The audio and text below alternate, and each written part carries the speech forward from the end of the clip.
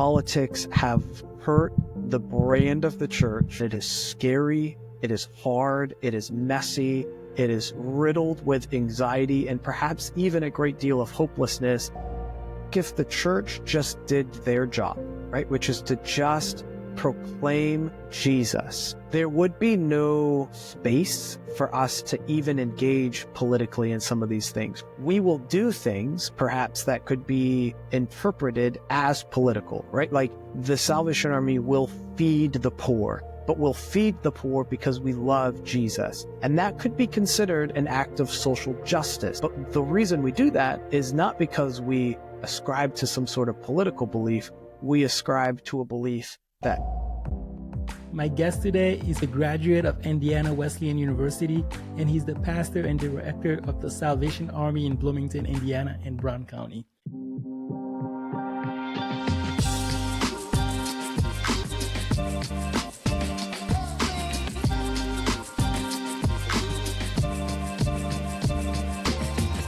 Did you have anyone in your family that was in ministry? No, most of my family would identify as Catholic, and we would probably only identify them as Catholic in expression, not by. I don't think many of them attend church all that much. Yeah. Nobody in our family was in ministry. I think maybe there was a point where maybe my dad attended a Salvation Army in his youth. And so there was some knowledge and comfort there about them being a church, but nobody really had any sort of ministry background. My mom came from a really abusive home. My dad was in and out of foster care, lived on the streets of New York for a long time, and is a survivor of human trafficking and the foster care system. And so the only way that I even entertained the idea of being a pastor was that it was an unshakable call of God in my life, that no matter how far I tried to run or how hard I tried to run or negotiate out of it,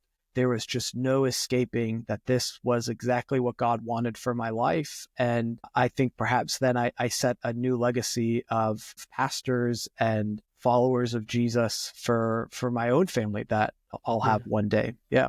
Are there any prominent preachers out there that you look up to or that you looked up to before you got into ministry? I've been a real fan of Andy Stanley's work for a long time there at North Point.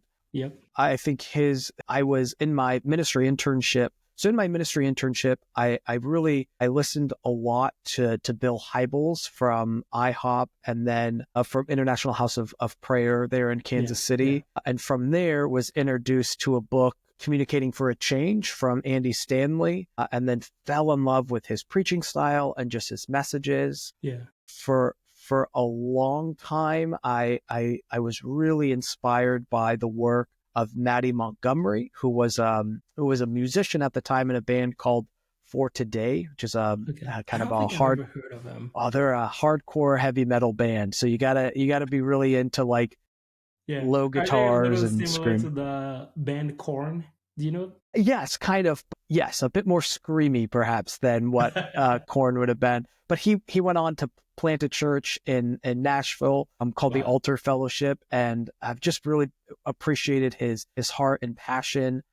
Within the Salvation Army, I've really been inspired by guys like Michael Collins and Stephen Court, who are in Canada, who love Jesus unashamedly and want to make Jesus as famous as he can possibly be. And so those guys have been really instrumental in my walk with Jesus, and even just how I try to communicate as a pastor in the pulpit on Sunday, to try to have effective but concise communication so that we're not bogged down by perhaps confusing theology, though I love good, deep theological discussions dearly, understanding that sometimes those places are better kept in Bible studies than to try to chew too much on a Sunday can be hard for some of our people. But those have been a lot of those guys who I look up to and love dearly. And even today, I love to listen to Danielle Strickland, and her prophetic voice in that space has been huge for me in these last couple of months. And so I think that's kind of my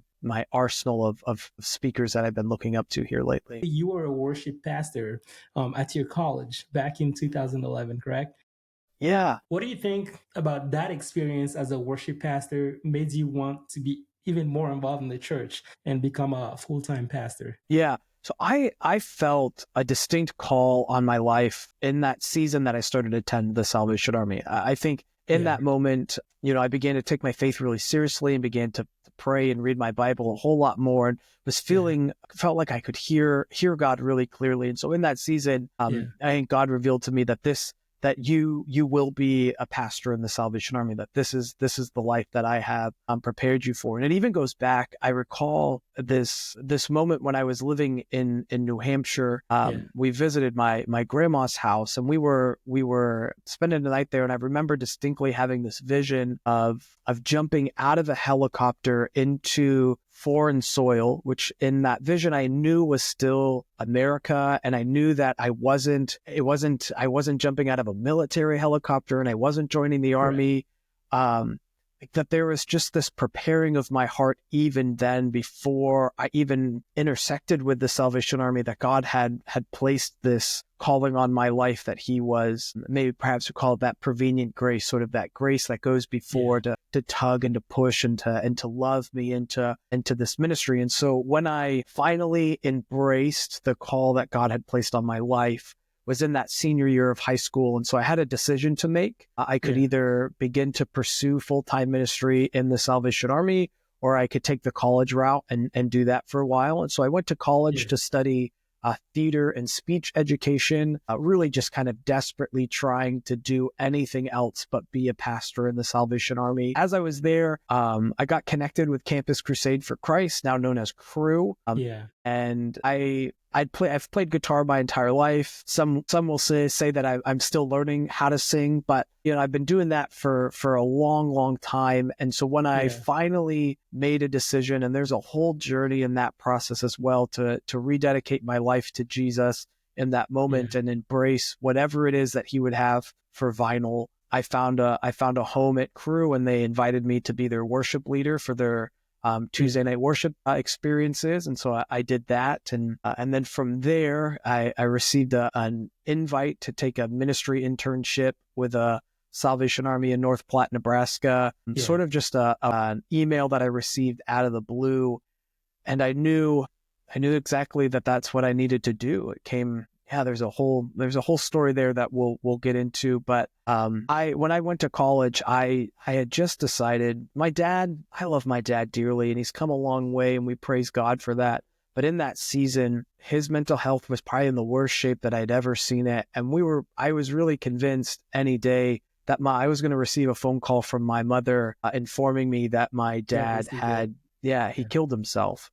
And so there were days where I just wouldn't even answer the phone. I would just avoid phone calls entirely, just out of fear that we'd lose my dad. And we praise God that his health is so good, and we're so grateful for those resources that allow him to navigate that. And then even just how faith has made a huge impact in his life as well. And so in that season, I was just, if God is real, he's not a good God, and I don't want anything to do with him. I'm so grateful that God intervened in the ways that he does and did. And so felt a call to finally accept what God was doing, or had been leading me to do all of this time. And I think I'm so grateful for Cru and the way that they trusted me to lead in such a odd season for me, and how that then became the conduit to trust that I could believe in a God, and that he indeed was good and worth following, and was calling me into something so much bigger than I could have ever imagined. Man, that sounds like a very formative stage of your life. And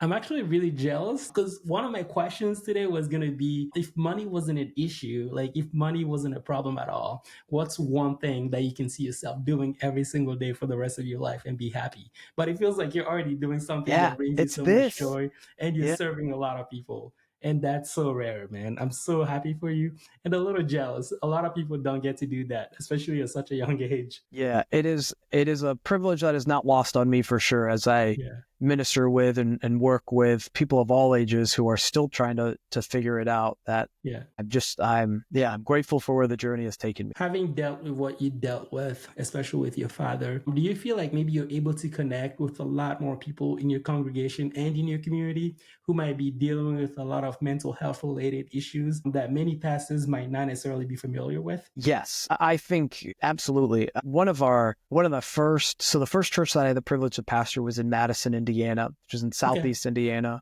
right on the border of Indiana and Kentucky. Beautiful, small town. And one of the very first initiatives that I was able to connect to was with the hospital there for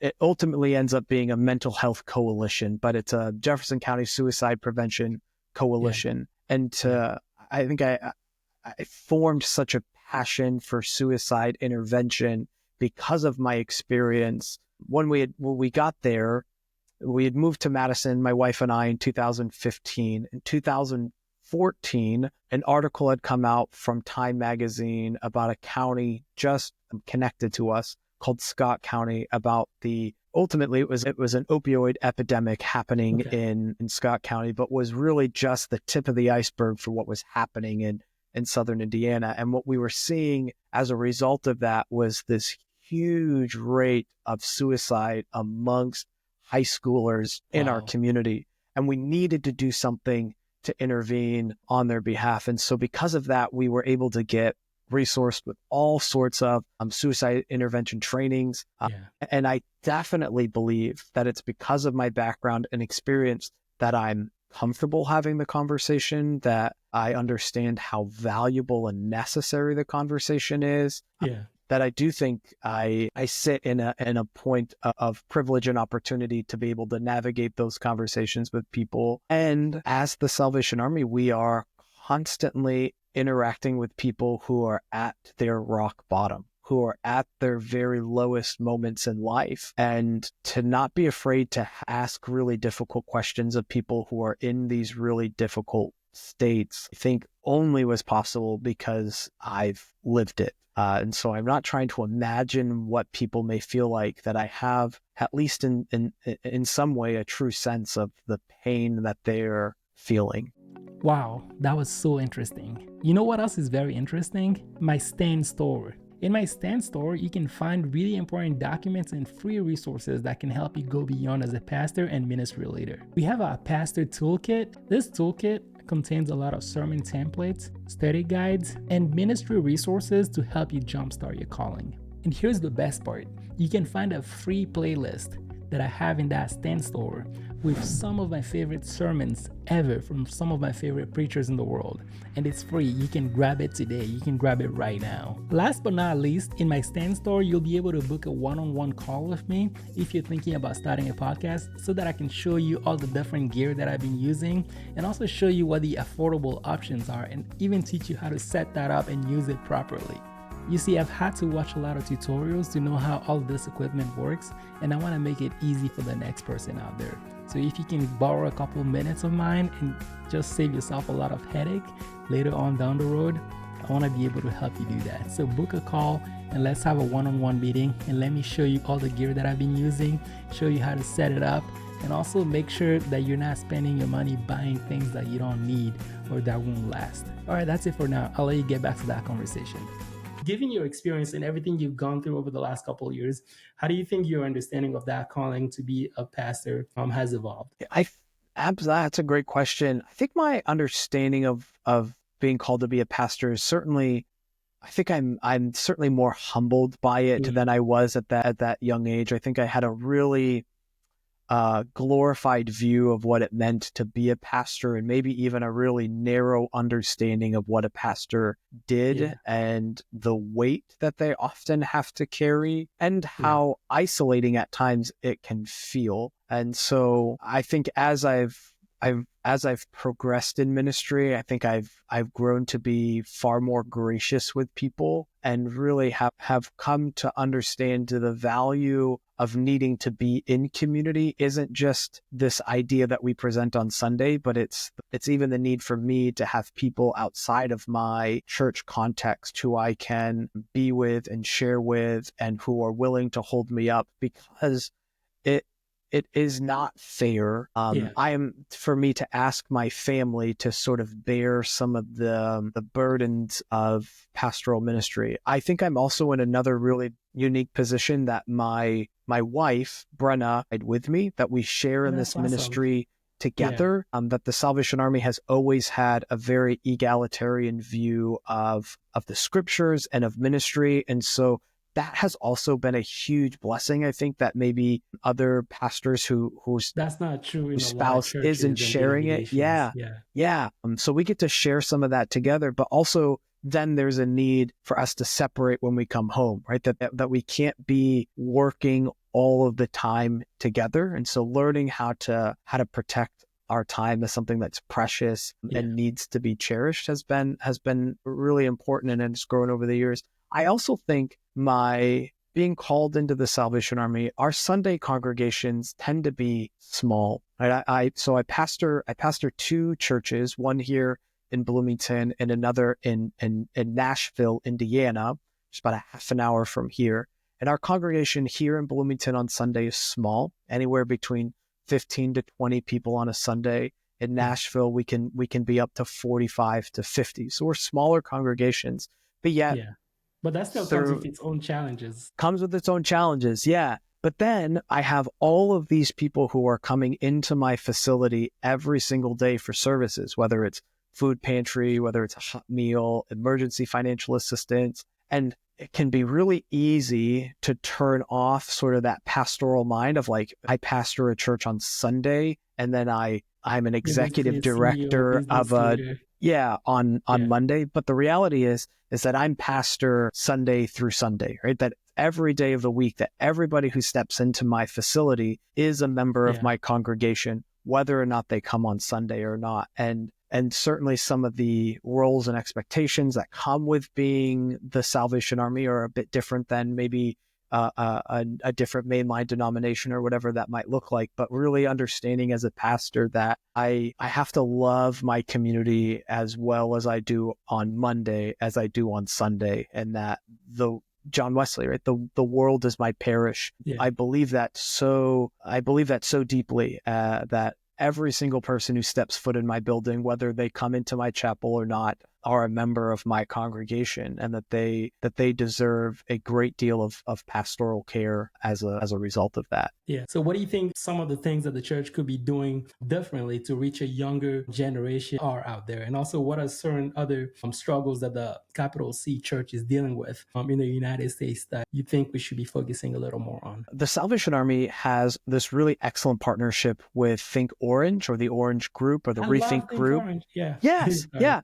And so Kara Powell, who is an excellent contributor to Think Orange, has this book called Growing Young, where they've done this research on churches that are growing young, that they see a younger trend in people. And I think a part of that is that we've got to have developmentally appropriate programming for youth. So we have to understand a couple of things. We are no longer dealing with youth group kids. Like, we don't have this generation of like, grandma took me to church and mom took me to church and I'm going to go to church. We have generations of kids who are removed from church. In Nashville, where the other church where we pastor with the Salvation Army, we have this really large youth group. About 70 kids come to us about every Thursday. And it's the coolest ministry that we have, because almost every new kid who comes to us, whose parent signs them up, says, we've never been to church before. And we say, this is the best place for you to come then. Like, if you've not been to church before, this won't feel like a church that you've experienced. And I think part of that is that we have to understand that students are coming to explore church in a different way. So I think one of the biggest challenges that the church is facing is an increased attraction of like New Ageism and this sort of like self-help sort of enlightenment mindset that's coming, and helping students. What I'm discovering are eager to be better, that they are acknowledging that the world around them is not as it should be, that it is scary, it is hard, it is messy, that it is riddled with anxiety and perhaps even a great deal of hopelessness, and they are looking for answers. And what then the church's perfect role then becomes to be a community who love young people ferociously enough that they would be willing to ask difficult questions, to navigate questions that perhaps we haven't considered as a church in a long time, and being okay with not always having all of the answers, but trusting that if a kid is continuing to show up, that they're worth investing in. So I am so grateful for the resources that Orange provides that have been so carefully considered the developmental needs of this generation of kids, that they're phase appropriate and that they're reaching young people right where they're at. So I think the first piece for a church is to be okay with trying some things that you've never done before, but also get really excited about getting to do some things that we haven't done in a long time. Like we could see the rebirth of the flannel graph and it be really effective for a group of kids who have never experienced Bible stories in that way before, right? Like what used to be lame for my generation of youth group kids has like a total resurgence. Like it's cool.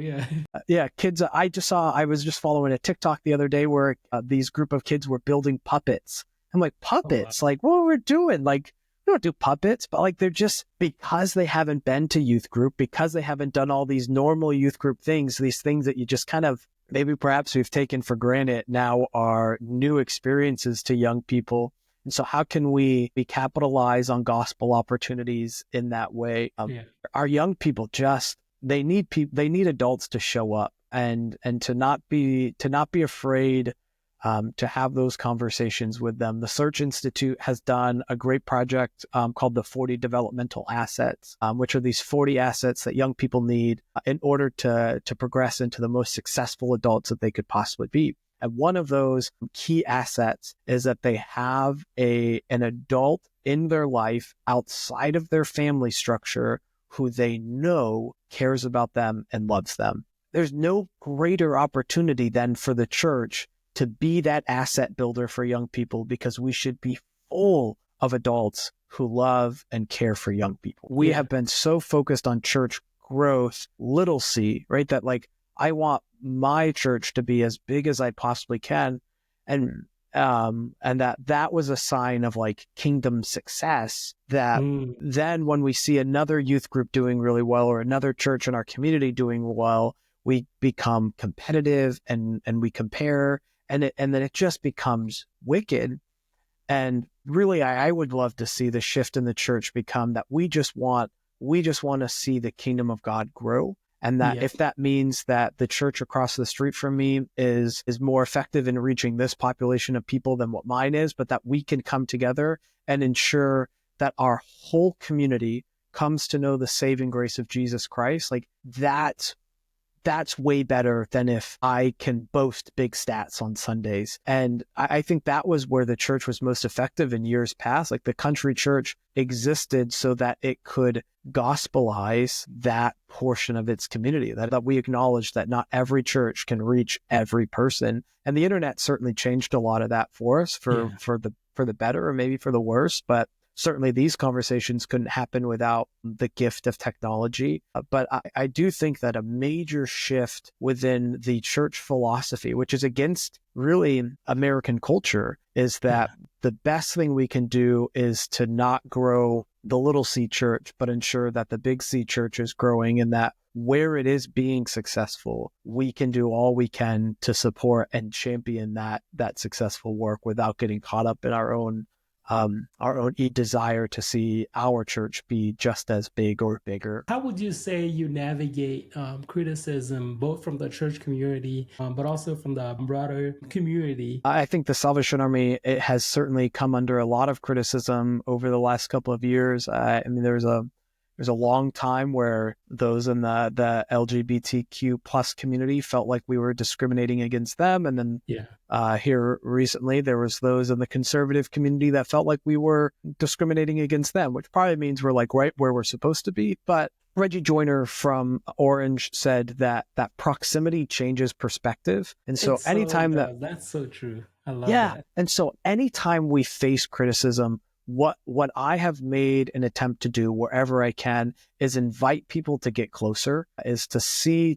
really what we're doing, to understand our heart better, because really every single time it occurs it comes always from a place of trying to be genuine, but it's often just a level of ignorance. And that doesn't mean that they themselves are ignorant. It just means that they don't understand. Like those who are criticizing online tend to actually be deeply lonely people. And what they're really doing is they're trying to find community. And what they maybe perhaps are vocalizing is that they're deeply frustrated, that this longing of their heart has yet to be satisfied. And so there was one gentleman when we were in Madison, Indiana, who created a whole website that was really just dedicated to criticizing everything. And so we connected with him. We were able to find out who he really was.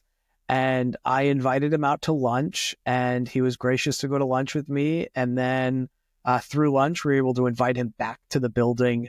And it's because that he started saying stuff about the Salvation Army and what we did or didn't do. And we just sort of got to walk him through the space and hear his heart, and he got to hear our hearts. And we never once heard a criticism from him again. Actually, quite the opposite, that he was one of the first to always come to our defense because he found a community that he could be a part of. And so I think that is what happens over and over again, that people take a bite out of something and they interpret that as the whole meal. And what we really want to do is help people better experience the truth of these criticisms. And sometimes criticism is warranted, right? I mean, this isn't universal. I mean, sometimes we have rightfully earned the criticism that we are receiving. But by and large, what our hope is that those who have some sort of perception about the church could get close enough to a healthy body to experience the truth that God's kingdom is alive and active and full of people who are caring and gracious and truly have their best interest at heart. What's sort of your mindset when it comes to the role of politics in the church? Yeah, the church exists to proclaim the name of Jesus loudly, right? And so I think if the church just did their job, right, which is to just proclaim Jesus, there would be no space for us to even engage politically in some of these things, right? That we would be so on mission that the rest of this ancillary stuff would just sort of shed away. And so I do think, indeed, in a lot of spaces that the church has gotten too wrapped up, and maybe even that politics and Christianity seem to go hand in hand anymore. But I think that there's a great divorce that needs to occur in order that Christ may be magnified in all things. And so I truly believe that the only role that the church exists to do is to proclaim the name of Jesus, both in word and in deed. And so in doing that, that doesn't lead us to engage meaningfully into political spaces. We will do things perhaps that could be interpreted as political, right? Like the Salvation Army will feed the poor, but we'll feed the poor because we love Jesus. And that could be considered an act of social justice. And then you say social justice, and that could get co-opted into something. But the reason we do that is not because we ascribe to some sort of political belief. We ascribe to a belief that Christ's work compels us to serve our community well. And to do that means that we engage in practical works of justice. And so I do believe that politics have hurt the brand of the church there, and that we owe it to the Lord himself, right, to return back to him, to repent and to proclaim his name once again with boldness, divorced from a political ideology. That all we would do is proclaim the overwhelming love of Jesus everywhere we go with every opportunity we get. I'm kind of curious to hear a little more about your work with the Salvation Army. What are some of the exciting projects that you've been working on in the last couple months? In Bloomington specifically, we've been working towards getting ready for our Keep Warm Coat Drive, which is an annual coat distribution that we do to ensure that members of our communities, specifically those who are housing insecure or unhoused, can have the resources that they need to stay warm this winter, which is a coat, hat, gloves, but also for kids, right? As families are navigating this difficult economy, that it can be really difficult to try to purchase a new coat for your growing child every year. And so we've got that coat drive that's happening that we're really excited about. But then also we are right in the throes of our Christmas assistance. So we participate in a program called Angel Tree. The Salvation Army has done since like 1970. And this is an opportunity for children, for local children to receive assistance from the Salvation Army. So this year here in Bloomington, we're going to serve 800 children locally to ensure that that they receive the Christmas that they deserve. And we think that is just a beautiful way for us to connect into the lives of families through a practical service, but then also proclaim to them a greater hope. And that is then connected into all of the daily things that we do as the Salvation Army every day. So that's from feeding the poor through our feeding programs and hot meal services to our emergency financial assistance to help people pay for their rent, utility, mortgage, propane. We're providing hygiene kits to people all the time, because you can imagine that, like, particularly women, right, who are living on the street, like access to feminine hygiene products, which are incredibly expensive. Like, how do you get that stuff? You depend on organizations like the Salvation Army to provide that, or offering showers and places for people to do their laundry. All of these things are, for us, just, it's our daily business. But I love the Christmas season, and it's a great way for the community then to come alongside and support the work of the Salvation Army. That from our bell ringing efforts in front of every major grocery store and retail store in America, it's a way for us to raise those funds to support that work. And so this Christmas season, I think, to me, is really exciting. I've been viewing it in this way, that the Salvation Army as a church, right, that the world is my parish, and that Christmas season then becomes an opportunity for every single member of our church, which for us is the entire community, to finally turn in their tithe money. And they can do that at the Red Kettle, right? So every time that you're donating to the Salvation Army, you're not just giving blindly, that you're sowing a seed of hope that is going to directly impact the lives of those most vulnerable in our community. What does a typical Sunday look like for you, and what does a typical Monday to Friday look like for you? And when do you find time to, rest and get re-energized and get ready for the Sunday morning or a new week? Yeah, that's a great question. Every week looks a little bit different, but every Sunday we've got to arrive to the church by about 7 a.m. to get breakfast going. We serve breakfast here on Sundays in Bloomington at 8:30. And then we have our worship service at 9.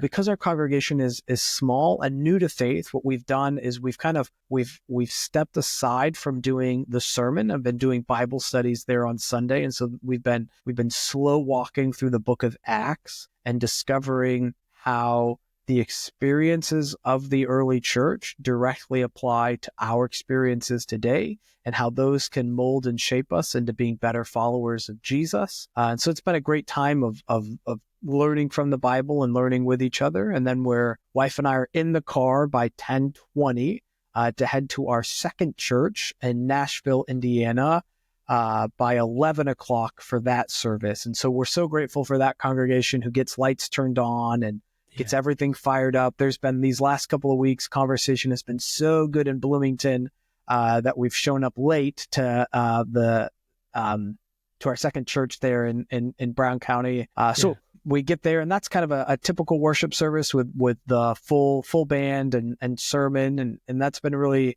a blessing. And then we're out to eat with many of our folks there in town, and the hope is that we can be back home by 3 o'clock, and that from 3 until whenever we decide to go to bed.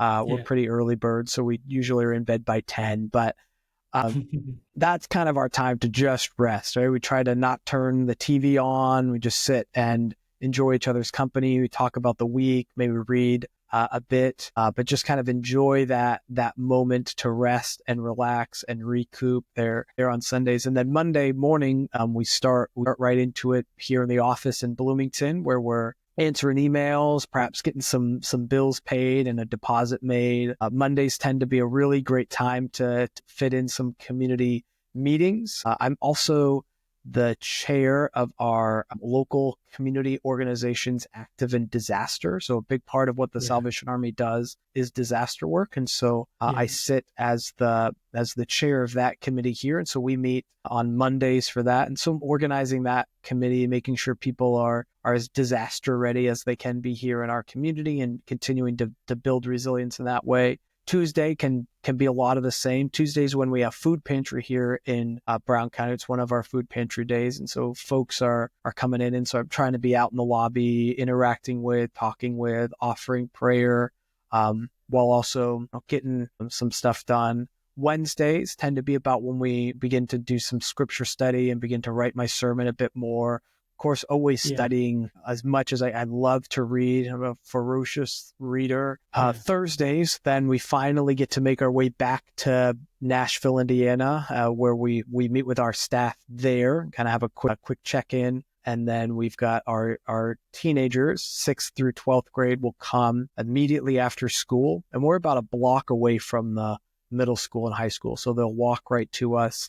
And then from 3 o'clock to 7 p.m., we've got about 70 teenagers who are filling the space and having a blast and learning all about the gospel in this really sort of unusual youth group setting that is really transforming lives. And Friday, we're back in, stay in Brown County to do some more food pantry there, interacting with community members. And so, there's meetings all throughout the week. There's all sorts of stuff that we're doing. There's ministries that we're supporting.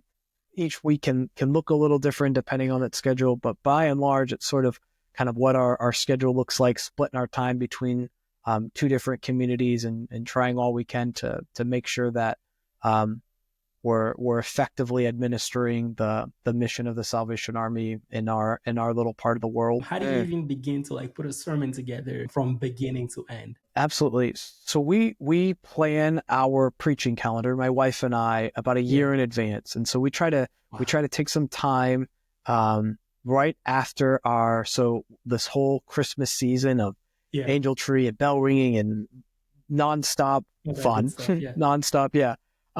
So you we'll guys go on take a vacation. sabbatical? Is that what you're saying? Yeah. So we'll take a quick furlough, and then as we come back, we will then really take all of that time to look through and cast our mind towards the whole year. And part of that is certainly heavily influenced by the needs of our people. And I think that's the beauty of being a local pastor in a small church, is that you get to know your people so well, and that you can begin to understand what their needs are and how the Bible can help speak directly to where they're at. And so we're planning our preaching calendar about a year in advance. Always flexibility, right? But we believe that the Holy Spirit is just as present in planning as he is in spontaneity. And so, he can tell us what he needs in June, in January, right? And that he's not limited by time and space. So we're big planners, and we think the Holy Spirit is too. That's why Jesus came when he did, right? It wasn't by accident, right? It was a perfectly executed plan. I love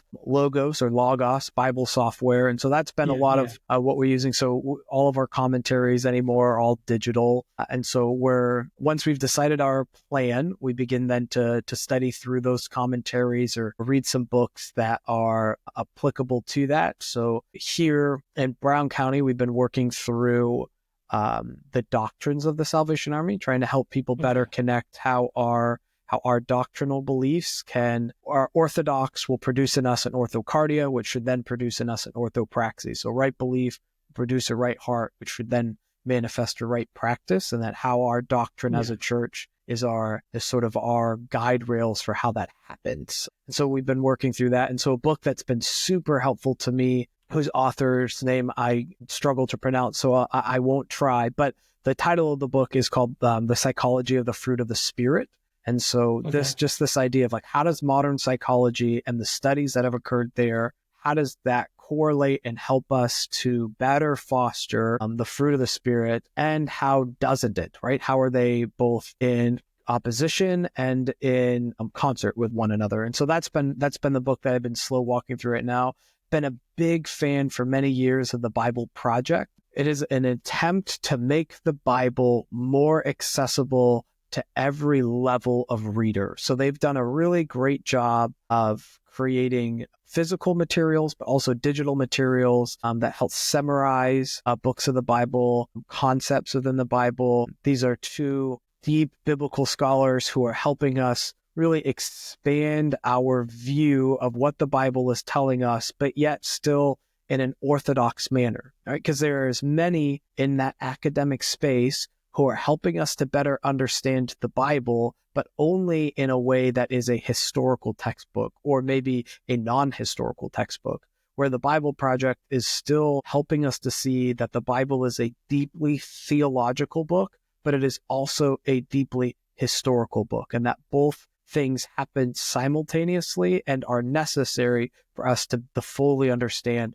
what God is trying to do in our time and space here today. So that's been their work specifically in Genesis was really, really impactful for me to see and better understand the Genesis scroll, as they refer to it as, and the movements that occur there in Genesis. I also really appreciate, with a grain of salt, guys like Dan McQuillan on TikTok, who have been trying, his thing is data over dogma, which often can, so it can maybe de-divinify some of the essence of the Bible. Like we can remove some of the mysticism that's in that, which I think is unfortunate, but it helps us to see to wrestle with the text in a way that is different than maybe perhaps what we learned at seminary or in your Sunday school classroom. That it is necessary, for me anyways, to listen to opposing views and opposing voices of my own theology, so that I don't live in an echo chamber, and that I can either deconstruct and reconstruct a more solid faith and foundation of belief, or better solidify what I already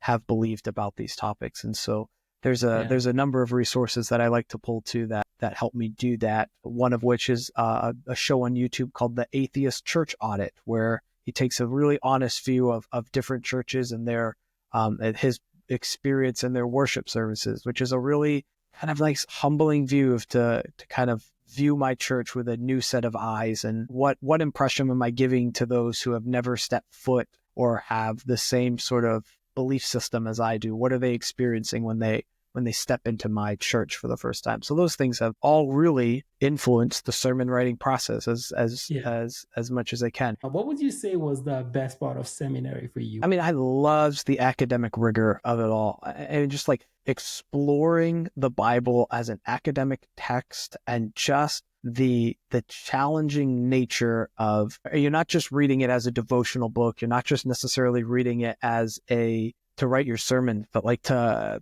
be able to explore what is happening between Malachi and Matthew, that 400 years of silence. Why is that time so valuable? What is happening during the intertestamental period?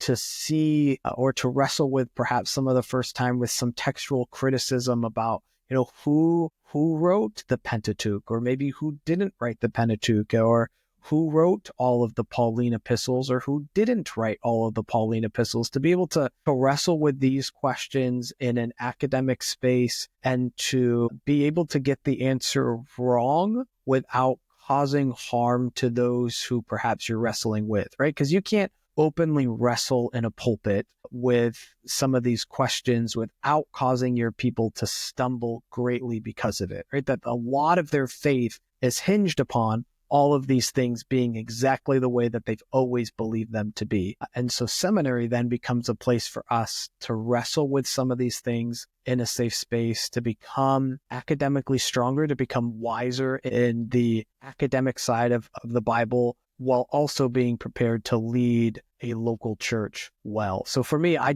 love the academics of it all.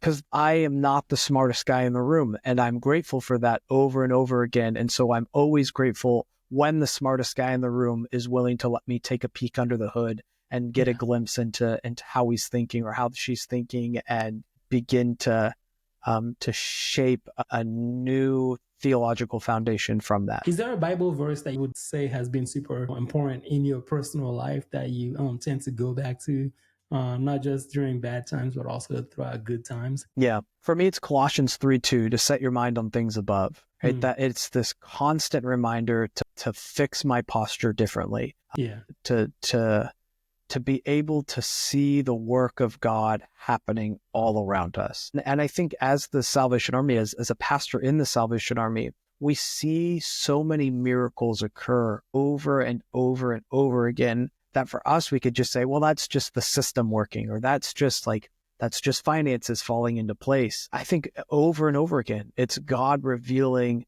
his guiding and mighty hand in all things. And so for me, Colossians 3:2, set my mind on things above, has been this constant reminder that God is at work in the mundane and the minutia and the mighty, and that for me, I need to never grow blind of that reality. What are things that you feel like you're super excited about in the future of your church? I am really excited for the future of our young people in Brown County, in particular in Nashville, Indiana, where we've been seeing over this last couple of weeks decisions to get clean and to get clean together. That we, after a small group discussion a couple of weeks ago, we had some teenagers who made the decision to go out into the parking lot and destroy their weed pens together and their nicotine vapes. And so we're seeing this sweeping revival happening amongst these young people. And I think that's going to radically reshape the face of our church. And that I'm really excited about. Here in Bloomington, I think we're sitting on the precipice of some really new and exciting ministries within our recovery community. And I'm really excited to see how all of those unfold. But the thing that I am most grateful for is that God is undeniably at work in everything that's happening. And I think it's really easy to get consumed with struggling finances or small congregations or community organizations that are doing it bigger and better than you are, or more creative or more visionary. But to see that God is indeed blessing the work that's happening here, and to not grow weary in doing good. And that's the season I think we're in right now. And I'm really, really excited for it. The advice I'd give anybody looking to pursue ministry is to just cling to Jesus, right? Like, so that's the first one. But then the secondly is get a mentor, like get somebody who's been in that space for a while, who is willing to walk alongside you, that you are not going to be good at this day one. And that's okay, right? To come into this with some bridled expectations, but to get yourself a mentor now who's going to walk with you in this process of exploring what your calling might look like, and then answering that calling, and then fulfilling that calling. Yeah. Surround yourself with somebody who is going to be your champion, because the seasons will be tough. There will be moments that are very isolating and hard. And you will need somebody who gets it.